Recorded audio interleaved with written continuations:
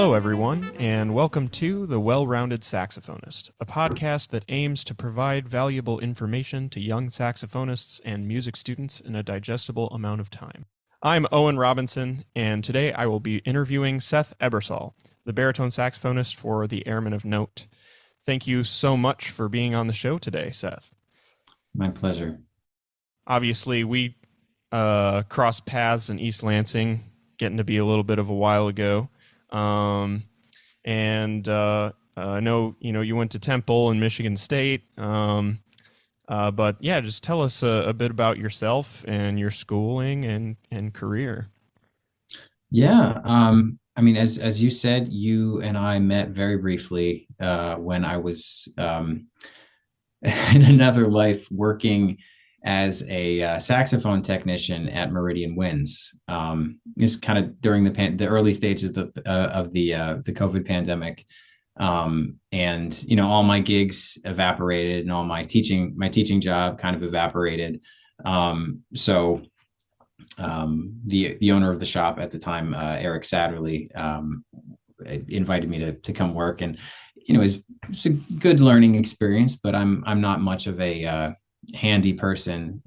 This is well known among anybody who knows me well. But so I was only there for like 6-7 months. But before that, I had moved to Michigan to do my master's at Michigan State with Diego Rivera. And as you said, before that, I had done my undergrad at Temple University with Dick Oates and Tim Warfield and Ben Schachter. Let's see. After school, I taught at a university in Michigan for several years, Saginaw Valley State University. Sort of a rotating door of Michigan State grads have taught there since. And then about 4 years ago, I was fortunate to successfully audition for the Airmen of Note Jazz Ensemble as their baritone saxophonist. And since my wife and I have packed up and moved to DC, and here we are. That's about it. Not too glamorous, just working musician, trying to make it work, And I didn't know about your job at Saginaw Valley State. That's neat. One of the big things that I wanted to talk about was you have a new album coming out. So I'm wondering, when can we expect to hear it, and what are some things you would like our listeners to know about it? Yeah, I'm very excited about this. This will be my second record. My first was released in 2018, right after I graduated from Michigan State. But this is a themed record.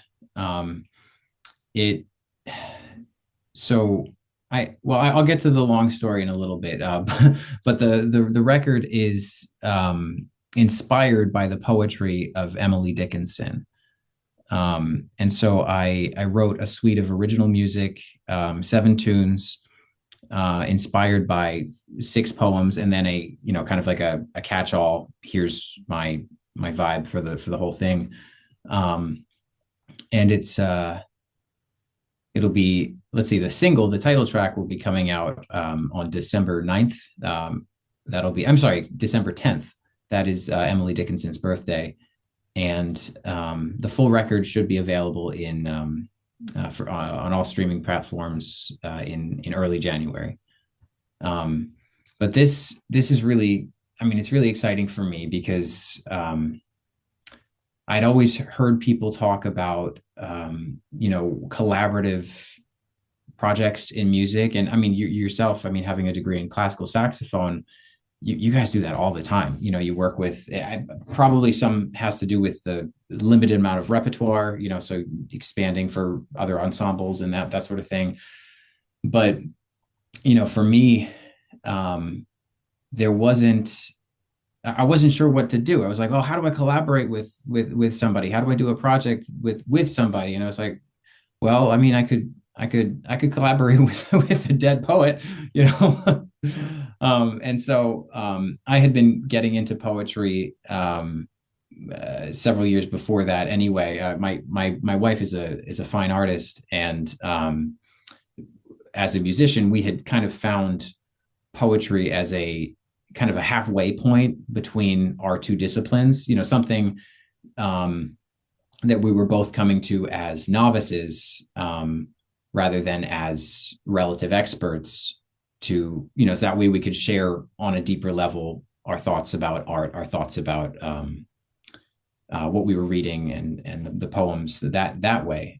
So there was already a deep connection and love to poetry. And so, yeah, I mean, I just picked, I think I picked like 20 poems, and I started scribbling down ideas and just marinating with the poems. And slowly it whittled down to 6.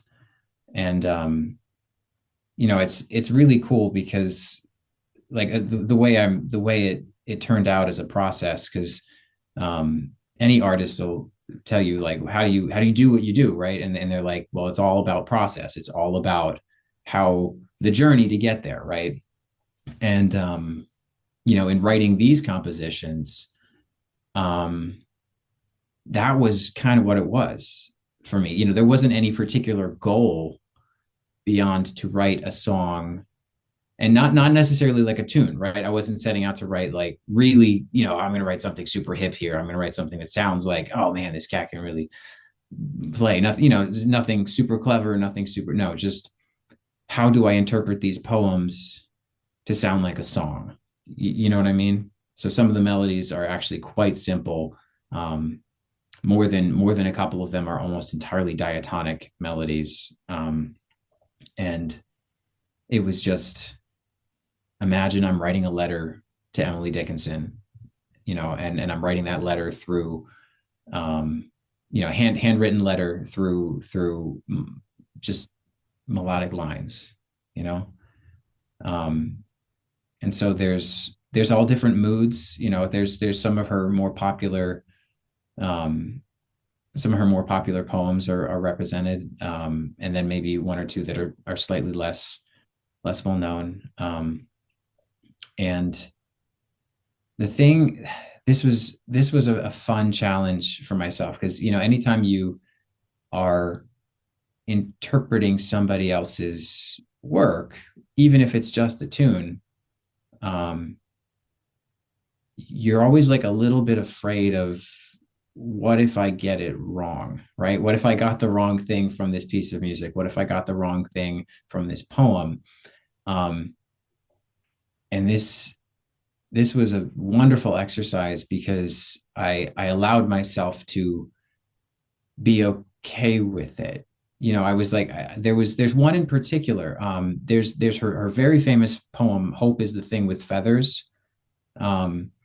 And there's a line in that poem where she talks about how hope stays with you, and it even on the strangest sea. That was like a line that's kind of stood out. And I was like, thinking about the way many people, or imagining the way many people might have represented that musically. And it might have been something delicate, you know, hope as this delicate thing, you know, perched in your soul. And that's never really the vibe of it that I got. And I was like thinking about how hope kind of shows up in the darkest, can show up in the darkest time, like, on, to quote, you know, use her term, on the strangest sea. And so I was like, well, why don't I just write that, the strangest sea? So the poem utilized for that particular composition is "Hope is the Thing with Feathers," but it's taking a specific moment from it, the very dark moment, you know, and imagining, here's this really, and so it's really dissonant. It's the most like contemporary jazz sounding of the compositions. I get a little weird in the soloing, and it's, you know, I kind of go for it, and you'll have to listen to it, you know. But, you know, I allowed myself to take crumbs that meant something to me, even if it wasn't the broader accepted meaning of a poem, or if it was just a little feeling. The title track itself is just supposed to be this sort of pensive, whimsical, sort of melancholy, just reflective, pale thing, and this is just so it was just a really, really good experience to um allow myself to write inspired directly by something else. you know Hopefully you followed all that. Oh, absolutely. Yes. Well, I love this idea of, not only collaborative efforts between musicians and other artists, but also the idea of um, literature, or in this case, poetry, or visual art, something of that nature, something literary or visual influencing musical works. I think it's honestly one of the things that got me interested in pursuing music as a study and a potential career. When I was in high school, I heard a quartet at Central Michigan University play a piece by Jeff Leffert called Worthless. And it was based on, I believe it's Ernest Becker's book, The Denial of Death. It's a very heavy philosophical work. I think it was the last book that Ernest Becker wrote. And I remember Dr. Leffert talking about how much of an impact this book had on him. And at the time I had very strong interests in literature, philosophy, and psychology. And I think at that point, I was maybe halfway or so through high school, and I wasn't fully sure that I wanted to devote myself to music full time. And I think realizing how much music draws from other aspects of life, and how much it interacts with other disciplines kind of helped sway me more in the direction of pursuing music as my major. Well, honestly, just to go down that path a little further, I talk with my wife about this a lot, because we talk about art. What is art? What does it mean? What is it worth? To who is it worth that? And why? And do we need it, as humans, or as a society, or as the individual? And one of my favorite things that I've ever been taught about art, and it is very difficult to learn about art because it kind of defies defies um, categorization as a concept. But one of the I remember talking with one of my mentors when some crazy things were happening in the world. And I asked him point blank, why does any of this matter? Why does it matter that we're doing music? I'm learning how to play jazz saxophone as a early 20-year-old, whatever. Why does this matter? And his response was very, very quick. And he was like, music matters because music matters. Music matters because you're a human being. And then he just let it there. And I had no idea what he was talking about. But and because of that, it was a really, really, really good teaching moment that stuck with me for forever. And I've begun to slowly understand that just the arts are how we prove that we're human. And it's a thing we need to express and we need to share. And the artist has they don't have a responsibility to define their work. This is just my opinion, but their responsibility is to just make it. Somebody, like, let somebody else define it, and just say what they see. play what you, it's oversimplification is play what you hear. But that's the idea. Learn everything you can, but then play what you hear. Paint the colors with your horn that you see, you know?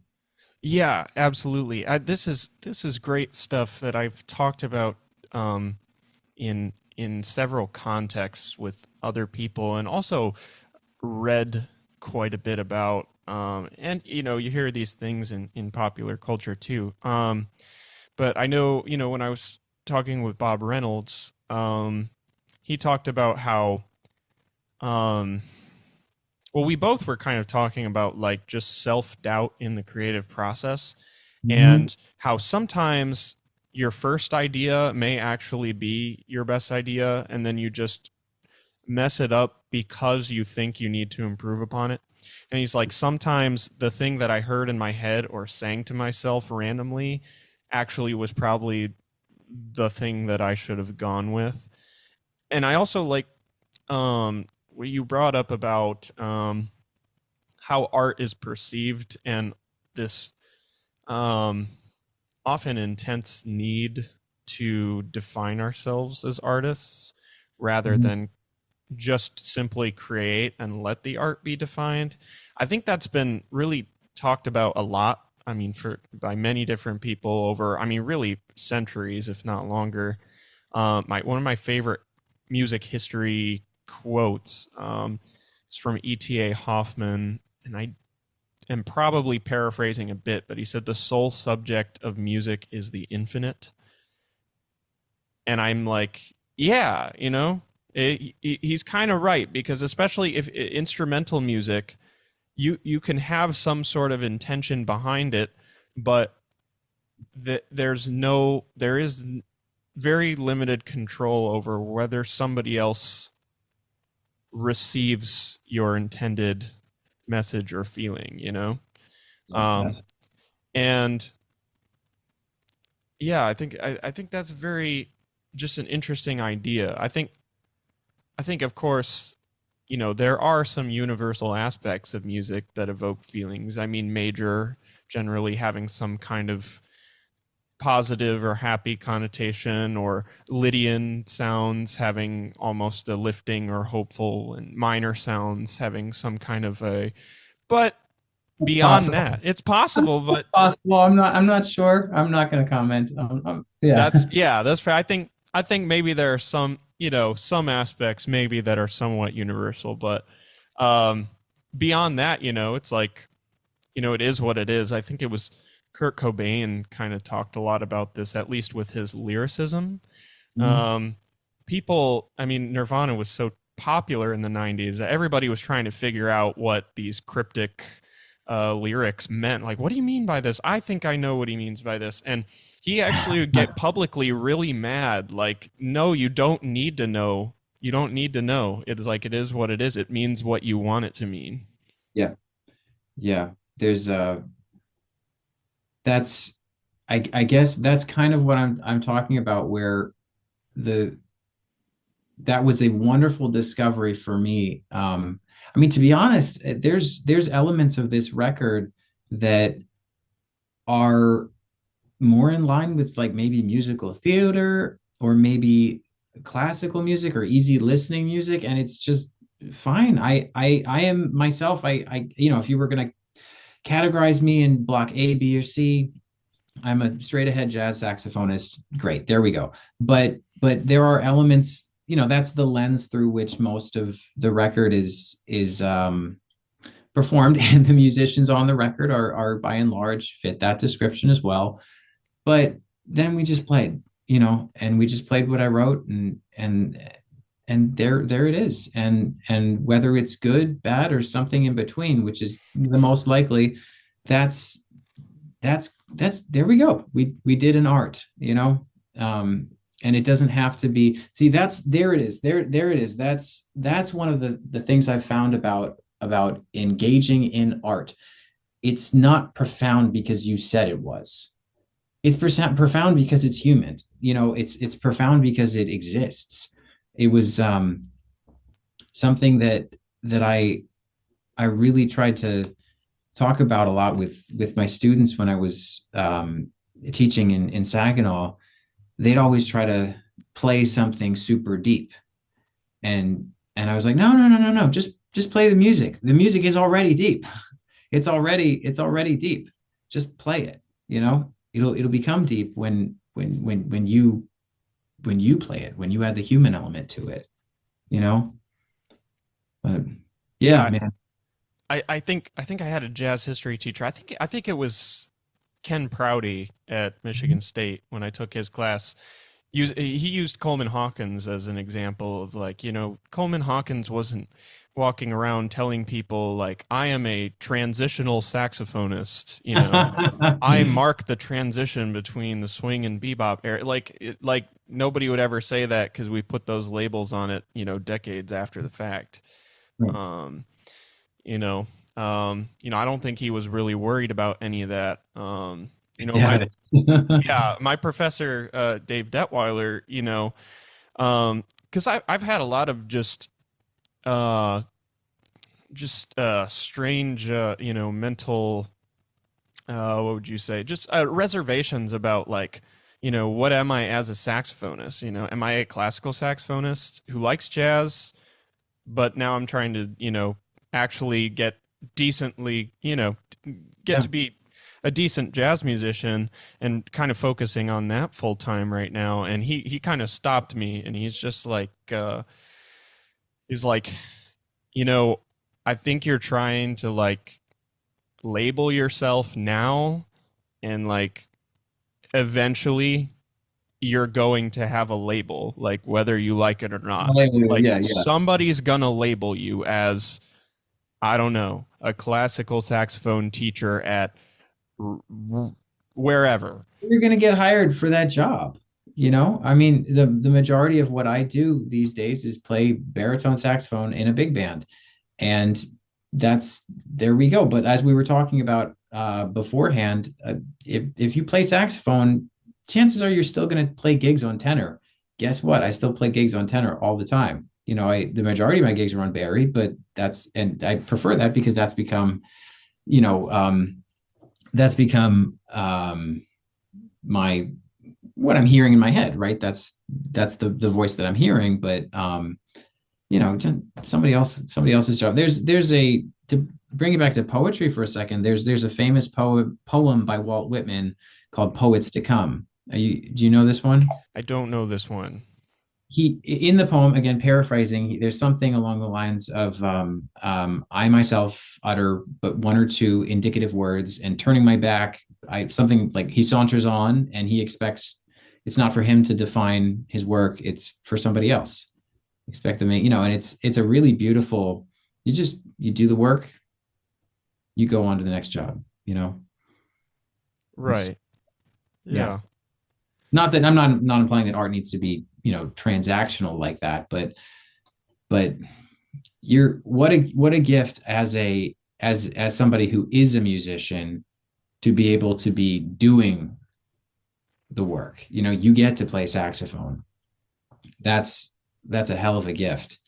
You get to do that full time or teach it full time. It's not really somebody else can define it, you know? Right. Yeah, absolutely. And that's another rabbit hole in terms of like the transactional aspects of art and Yeah. even, what that's becoming now with streaming and all these different, this is just a different landscape. How people perceive art and compensation for art um but Yeah. like ultimately, I think it just really all comes down to like um was the process fulfilling and did somebody else, feel something or gain something? And I think the answer is usually yes with Yeah. most art. Um, so another question. Yeah. So, um, especially since I've started grad school and I've talked to a lot of other people about this, you know, I've found it increasingly difficult to remain, consistent in, practice, hobbies, general self care routines, and I'm wondering, how do you maintain a healthy lifestyle as a professional musician? Yeah. Well, so I mean, a couple thoughts.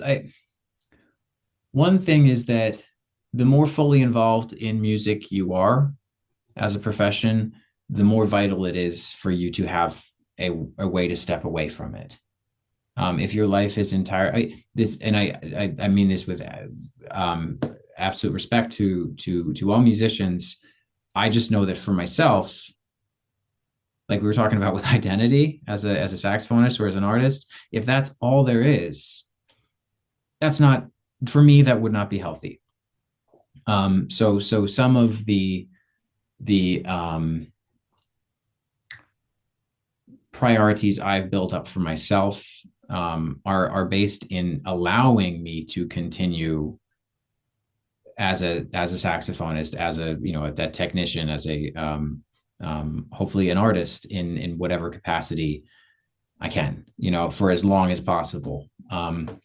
So that's just kind of I see it as a necessity.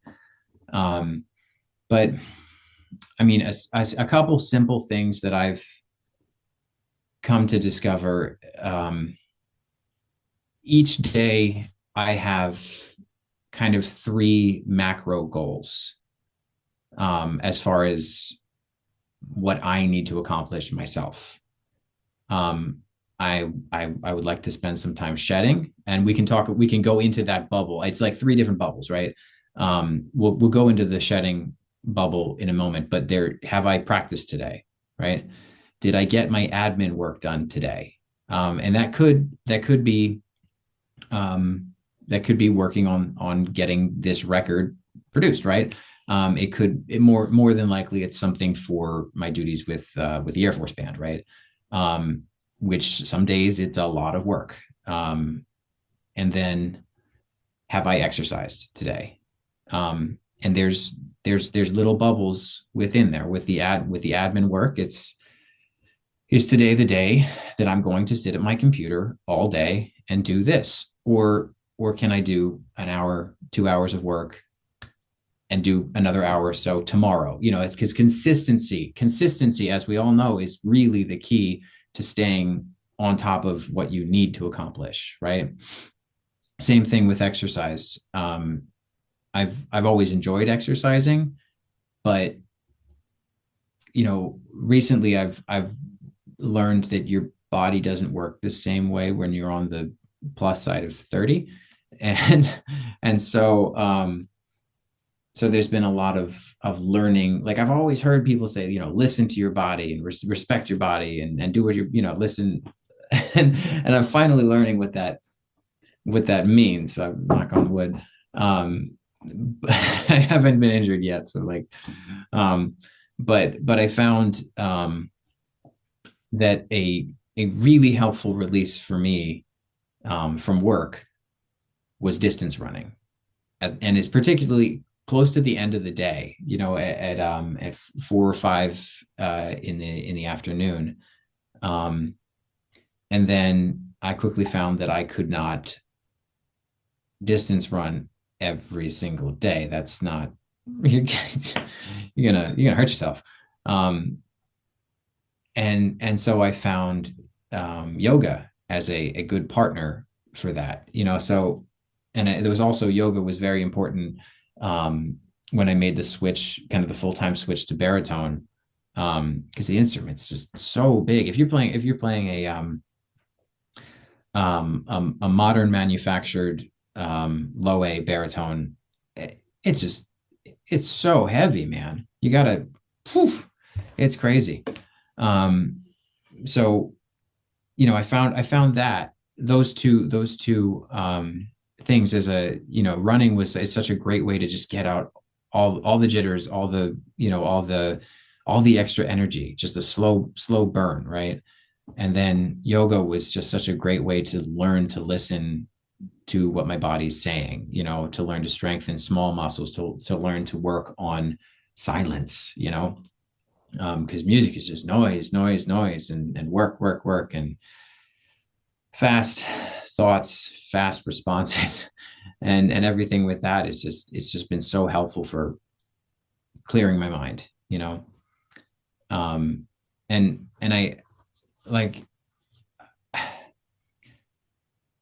you just learn to keep it as part of your daily routine. You know, if it's a priority, you can find time for it. You know, some days I get up earlier than others. If I'm going to be like if we're in the studio all day, and I know I'm going to be sitting in a chair for 8 hours, I'm going to get up early and do yoga for an hour to kind of try to combat that.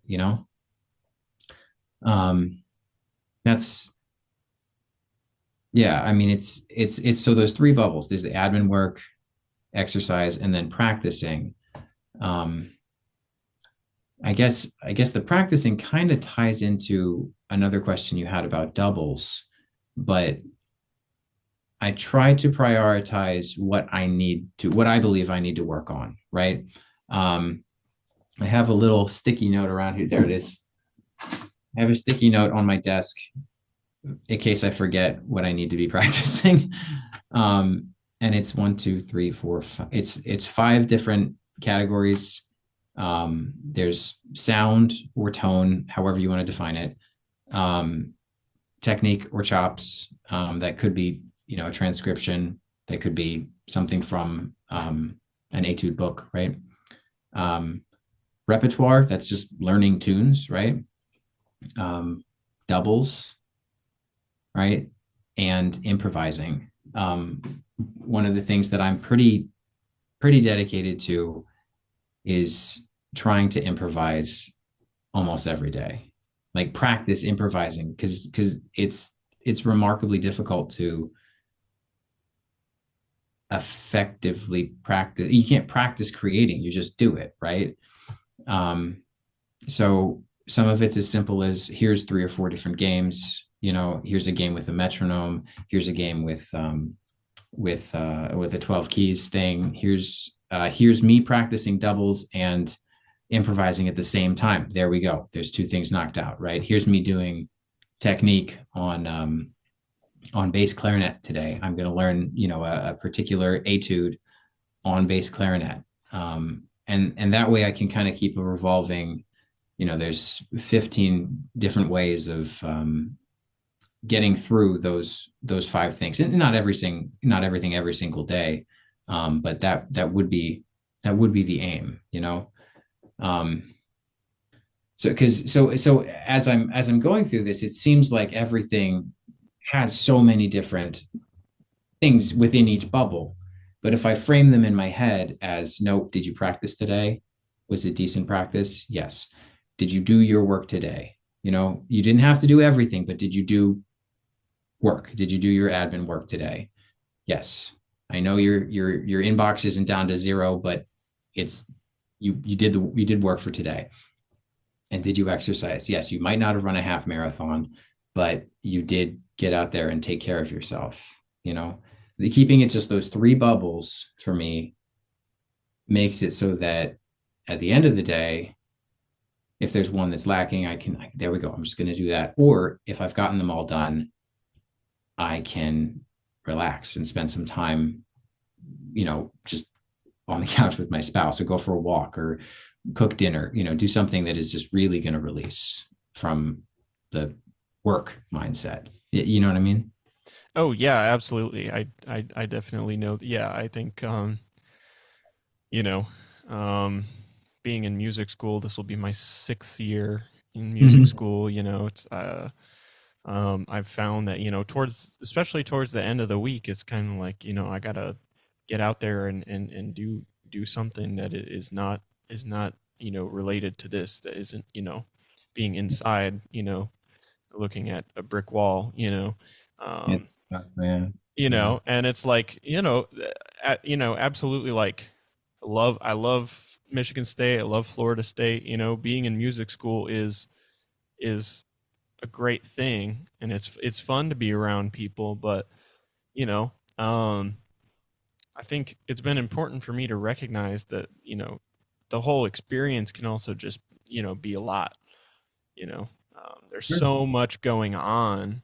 Um, and also, it's such a collaborative field. I think you're working with people in a much more vulnerable and collaborative environment a lot of times. Rehearsals, being in a rehearsal with a combo for an hour or a big band for 2 hours, there's a lot of moving parts and it's not, depending on the difficulty level of the music, you might be comfortable, you might be not so comfortable that day, and it's just it's a lot. So a lot of time by the end of the week, usually Thursday or Friday, I try and get out. I have a kayak down here, and I try and get out on a lake and go fishing and just kind of not be around noise and people and my horn for a few hours. Yeah.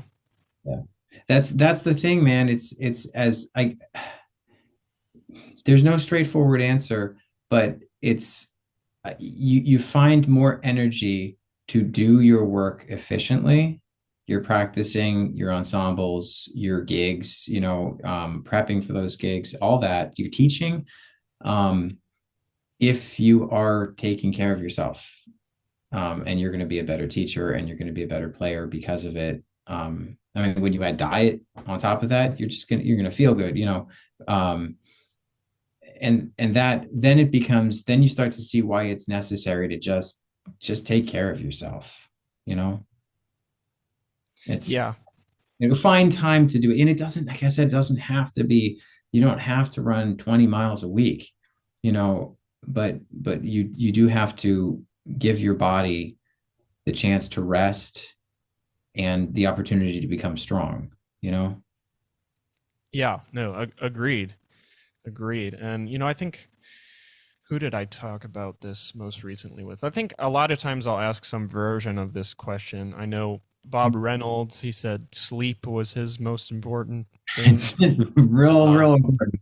I talked to John Ellis, and he also does distance running. That was kind of his. He's like, yeah, once I got into my 30s and definitely 40s, he was like, yeah, I needed exercise. That was like the big that makes the biggest difference for him now.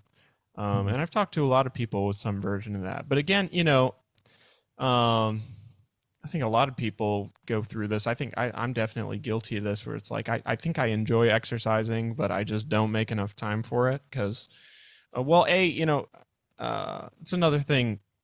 I think John Ellis was talking about where it's like, school can be kind of a weird time where routines change up and stuff, and it's just maybe hard to be like a really consistent, exerciser, I guess you could say. But after that, I think most people who wind up committing to that find it to be extremely helpful.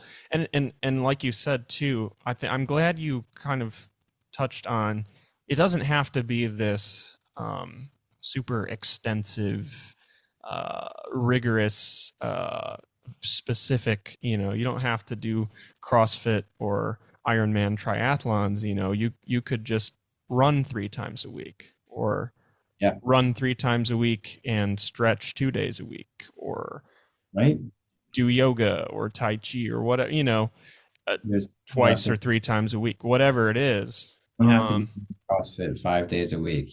That stuff isn't really good for you anyway. So Yeah, it's a lot. It takes a certain type of motivation, and yeah. uh, who knows what exactly those motivations are. But I think I talked to Zach Sheeman about this. He's the professor of saxophone at University of Missouri Kansas City. Plays alto in the Prism Quartet, and he does Ironman triathlons and has for quite a while. Um, but I think he was talking about, like, ultimately the goal of him exercising was, when he's like doing these when he started, was to avoid burnout in grad school and um, to feel and be healthy. He was like, Yes. a lot of young people who get into exercise, like in air quotes, are kind of doing it for vanity's sake. you know, like building muscle or, what have you. And, ultimately, I think the most powerful part of exercise is the actual physical and mental benefits Yes. toward Yes. yourself and your career. Yeah. Yeah. That's how I perceive it. So, this is a question that I always ask. Yeah. How do you balance encouragement and criticism while helping a student reach their full potential as an artist? Right. So I was thinking about this, and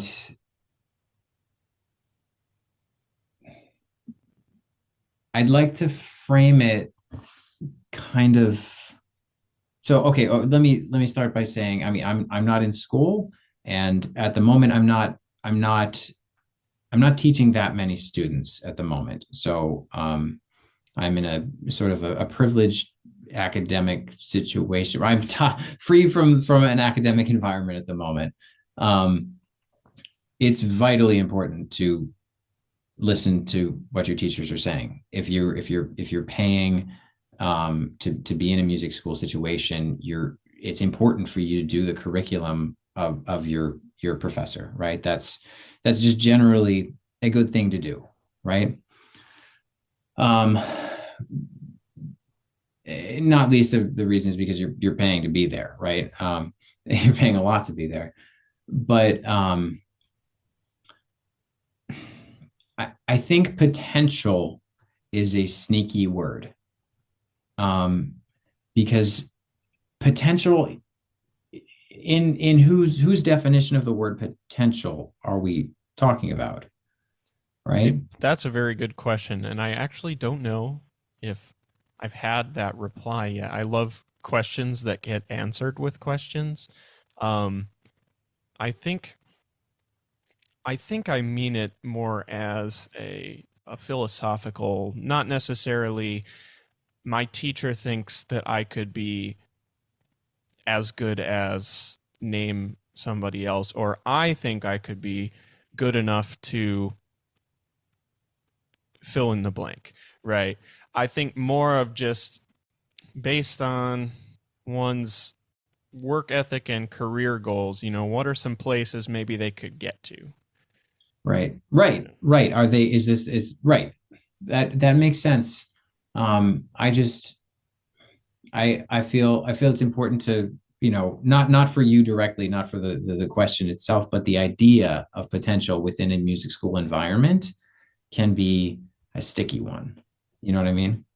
Yeah, no, absolutely. And this is only my second year teaching in any capacity, so I'm still kind of navigating a lot of this stuff. And not only, is it my second year, teaching, they're having me teach in the jazz department in jazz context, while I am just trying really hard to catch up in Mhm. a lot of ways. Learning Really, I stuff. mean, still learning the undergraduate tune list and their repertoire, and Yeah, just trying to set a good example while still having to, stand up there in front of a big band and like yeah, teach, like actually teach, not, um, yeah. So, but yeah, I definitely understand what you're saying about what potential necessarily means. Also, like, um,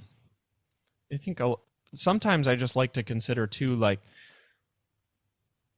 what what is the student's career path or desired career path? What do they want to get out of this? right, Like whether I'm teaching secondary lessons to a clarinet player, that's probably a little different than I've had people who wanted to try and audition for saxophone programs. right, Um, and so it's like those were kind of different situations for me as far as the stakes were different, you right, know. right, I've had to teach intro jazz improvisation to string players and flute players who've right. never played a Well, 2-5-1 outline in their life. And so right. it's like you can't just, you can't go out, you know, you can't go in, swinging uh and Yeah, just be like, yeah, this is how it works, and you need to be yeah, able to do that. And it's like, man, they want to be in an orchestra, okay? right.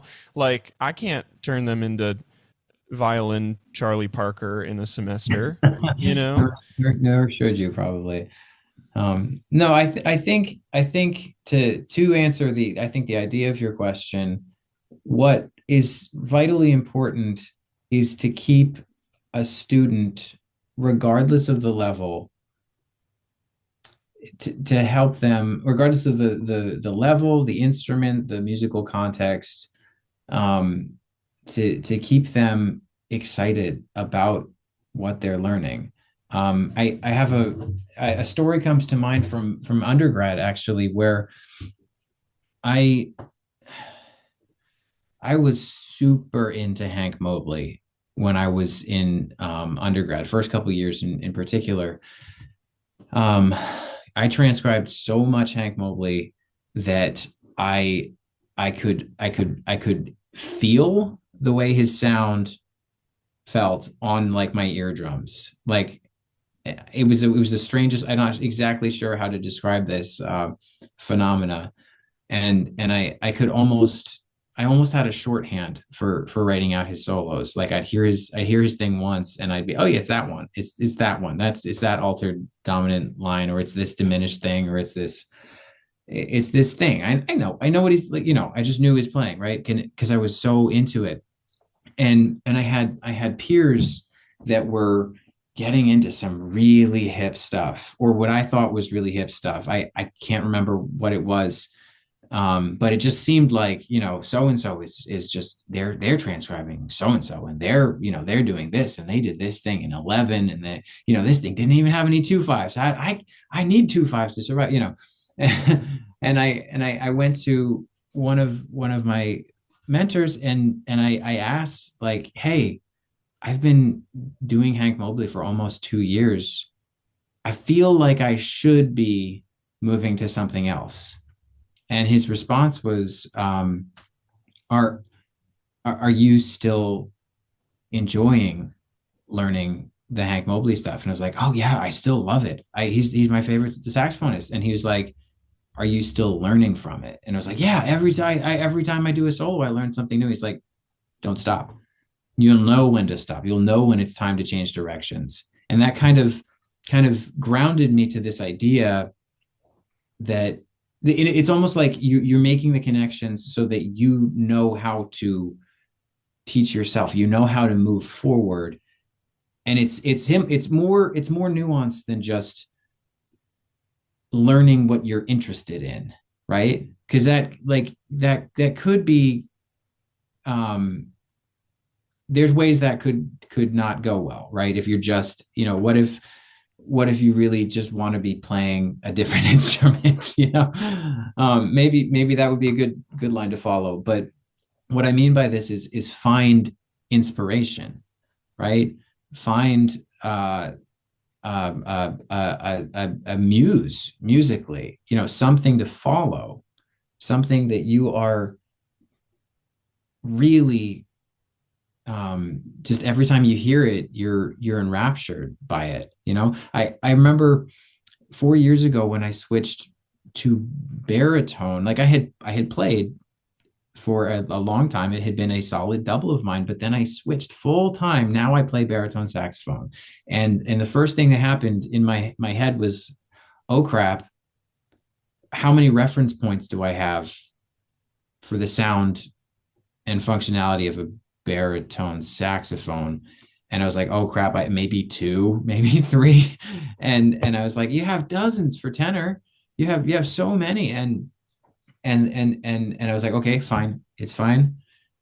Find one voice to follow. Find one way of hearing the sound to keep you interested, and then you'll learn how to explore out of a place of interest. You'll explore all this person's records, and then that'll lead you to the next thing. It'll lead you to the next thing. It'll lead you to the next thing.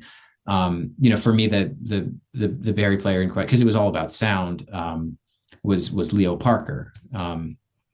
There's a really beautiful recording of him playing "Smoke Gets in Your Eyes," right? And he plays it in F. So it like goes down to a low B on the baritone, and it's just gorgeous. He plays it at the bottom of the horn, and it's just rattly and but just so beautiful. And I heard that, and I was like, wow, that's what I'm going to follow until I can't follow it anymore. And then by the time I get there, I'm going to know who to listen to next, and I'm going to listen to all those other people on the way there. But it was a goal, and not just a goal that like an arbitrary goal that I quote should be following. It was a quote that it was a goal that I wanted. I wanted to sound like Leo Parker. And of course I don't sound like Leo Parker, but that goal was kept me going and kept me improving on the instrument. Is this making sense? Oh yeah, absolutely. I think I almost had, I don't want to say like an opposite experience to this. I guess, or inverse maybe is the word, where I was trying to transcribe things that were too complicated.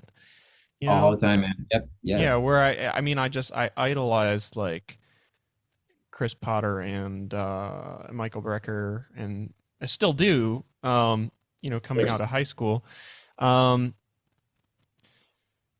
and eventually, well, I think so. I studied with Shannon Ford when I was in high school, and she really gave me a really good idea, I think, of not only how to transcribe, but how to get things out of transcriptions, how to gain knowledge from them. So she gave me um, Johnny Hodges' Prelude to a Kiss, and I think we did some Dexter Gordon stuff on tenor.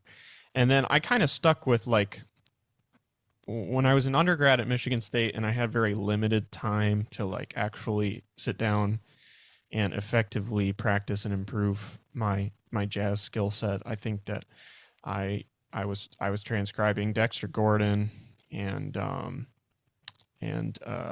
did some Stan Getz and maybe a little bit of Mobley.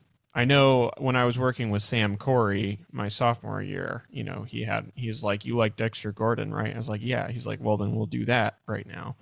And so that's kind of what we focused on. And I think I got a lot out of that in terms of like style and sound.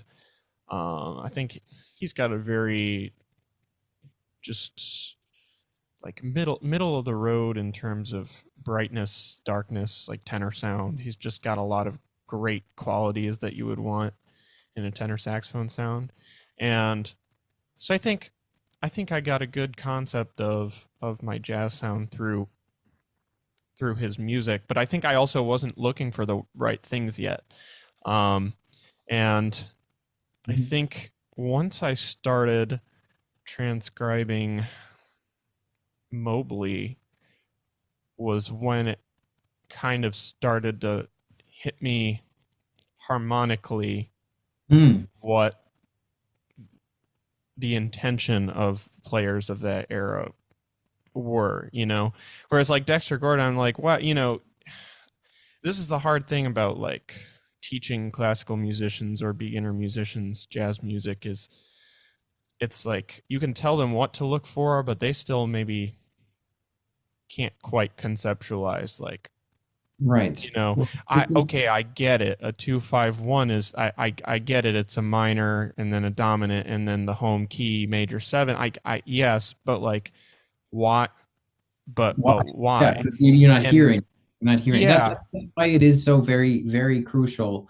If you're in school, you gotta listen to your professors, right? But I'm saying the thing that keeps you going, the thing that keeps you going to do above and beyond, the thing that keeps you going to do more and more is having a an inspirational source. And honestly, it doesn't have to be um, a it doesn't have to be a jazz saxophonist. You know, a lot of the jazz that I listen to for fun, which ask me another time, it's been a long journey learning to listen to jazz for fun. Because it's not a guarantee if you're a full-time jazz musician. Um, a lot of that stuff, it's piano trio stuff. You know, Hmm. that's what I want to listen to. So there's um the inspiration, you know. And it could be like we were talking about with the poetry, that was a driving force for a year compositionally, in a direction that I didn't know where it was going to go, you know. And so sometimes it's very, very clear. I mean, in hindsight, I'm really grateful that I was super into Hank Mobley, because that's like jazz academia gold, right? Oh yeah, no, Well, I you should discovered really how look to into play that. changes because of, I mean, Right, right. And without Hank how many Mobley, other young he's saxophonists have learned from Hank Mobley? Many, many. So it's not, I'm not saying anything new there, but the inspiration to stay, um like the feeling of joy and discovery from, you know, going to that well of melodic information, you know, that that's what you're looking for to keep you going to, because it's not about the potential. I mean, obviously, yeah, if you're a professor and you know, you understand that your student wants to, um, play in Lincoln Center, or your student wants to, you know, be a cat on the local scene, or your student wants to be a cat in New York City or in LA, or if your student wants to, become a professor or join a symphony or a military band. Obviously you tailor different ways, but for me, it's always about continuing to improve, and not just improve as a saxophonist and as a technician, right? As a, you know, a saxophone technician. It's about continuing to develop my relationship with music, you know, capital M music. And I realize a lot of this has been very philosophical, but that's the goal, you know, with if you're teaching, no matter what the level, no matter what the student is after, as you're teaching them the skills of playing the instrument, it's vital that you're doing what you can to maintain a healthy relationship with music, you know, because again, we're the poets, right? We're the lucky ones who get to play saxophone every day, and we're the ones who get to play it for people, and people pay you money to play the saxophone. That is pretty amazing. And it doesn't matter what you're playing. It's really amazing that, I guess it does matter, but um, that's it's vital. If you ask me, it's almost like the health thing. It's vital that your relationship to music itself be something you're constantly working on, you know. yeah, absolutely. I found myself going back and listening to rock music because still love that kind of music, but I was so into it when I was in like my early teens, you Mhm. know? So I've gone back and, you know, listened to, you know, Black Sabbath and Led Zeppelin and some more newer or more obscure groups, and just for the sake of enjoying it, not necessarily trying to pick it apart. Like, oh, you know, what's he Absolutely. playing? How's he approaching this tune? You know, Yeah. oh But you're wow, that line was so diatonic, but it just hits every single chord tone. That's great. You know, like that's none of that. Just like wow, I really like the feeling I'm getting out of this yes. song, and it's not something that I have to reverse engineer. It's just, you know, there for me to listen to. But it can also, music can be just for listening to. Yeah. Yeah, maybe this is obvious. I mean, I'm really glad for you and anybody who would be listening to this, if your relationship with music is that way. But I know that that's usually not the case for a lot of musicians these days. In order to enjoy music, you have to work at it, you know. Right. Yeah. No, I think it's a very limited number of things where I'm not thinking like, oh man, Yeah. what kind of patterns has he been practicing to pull off that Yeah. line like that, and like, I and it, even subliminally I'm thinking, oh man, he this guy must have checked out like a lot of Sonny Rollins, because I see, like, I hear the motivic stuff, I hear the articulation, like he's playing lots of melodic minor lines like Sonny. It's just like no matter what, you're just, it's just, it's kind of what we're thinking about every day. So Right. um For good reason. But yeah, yeah, of course. this gets back to that music is important because music is important thing. Music is important because you're a human. Um, and at the end of the day, I mean, if you're the one playing the music and you don't enjoy playing music anymore, oops, where's that doesn't mean somebody else can't get something out of it, but that's just a shame.